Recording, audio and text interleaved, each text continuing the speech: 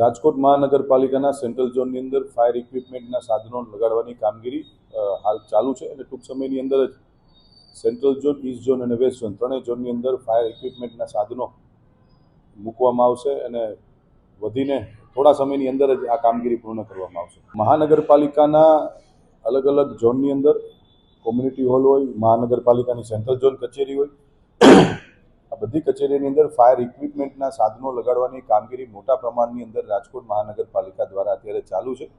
ટૂંક સમયની અંદર જ થોડા જ સમયની અંદર આ કામગીરી પૂર્ણ કરી અને કોમ્યુનિટી હોલ જે બંધ છે, અમુક કોમ્યુનિટી હોલો ખોલી નાખ્યા છે, જે હવે થોડા ઘણા જ કોમ્યુનિટી હોલ બાકી છે, એ કામગીરી પૂર્ણ કરીને પ્રજા સમક્ષ અમે ખુલ્લું મૂકશું. વર્ષો પહેલાં જ્યારે મહાનગરપાલિકાની જ્યારે સેન્ટ્રલ ઝોન કચેરી બની ત્યારે ફાયર એનઓસી નહોતી અને ઇક્વિપમેન્ટ પણ નહોતા નાખવામાં આવ્યા.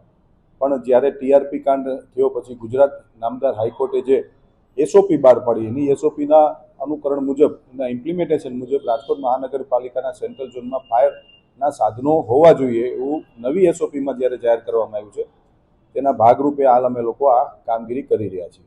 સાંજ સમાચાર ફેસબુક પેજને લાઇક કરો, વિડીયો શેર કરો અને વધુ વિગતવાર સમાચાર માટે sanssamachar.net વિઝિટ કરો.